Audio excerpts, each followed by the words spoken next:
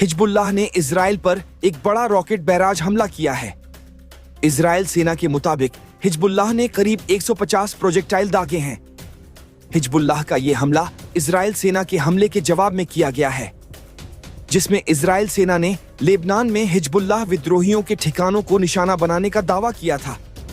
Hezbollah के इस हमले के बाद से ही लेबनान से लगे इजरायली क्षेत्र पर लगातार सायरनों की आवाज सुनाई दे रही है।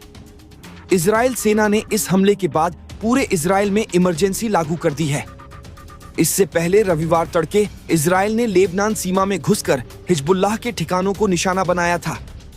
हिजबुल्लाह ने कहा कि यह हमला एक अहम इजरायली सैन्य स्थल को निशाना बनाकर किया गया है, जिसकी घोषणा बाद में की जाएगी, और साथ ही दुश्मन के कई स्थलों एवं बैरकों और आयरन डोम मंचों को भी निशाना बनाया गया। इजराइल सेना ने हमले के बाद एक्स पर लिखा, हम आतंकवाद के बुनियादी ढांचे को निशाना बनाते हैं, वे नागरिकों को निशाना बनाते हैं।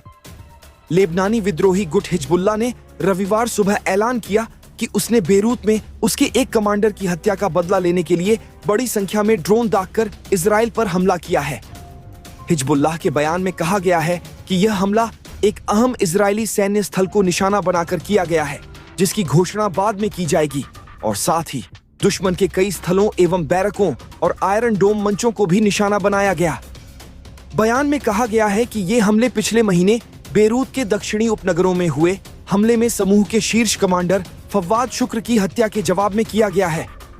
इससे पहले इजरायली सेना ने लेबनान में हिजबुल्लाह के ठिकानों पर हमले किए जाने की घोषणा करते हुए कहा था कि चरमपंथी समूह इजराइल पर हमले की तैयारी कर रहा है।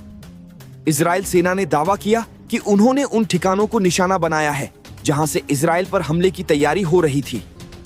पूरे तनाव पर अमेरिका ने प्रतिक्रिया देते हुए कहा कि राष्ट्रपति जो बाइडेन इजराइल हिजबुल्लाह तनाव पर नजर बनाए हुए हैं और इजराइल समकक्षों के साथ बैठकें कर रहे हैं।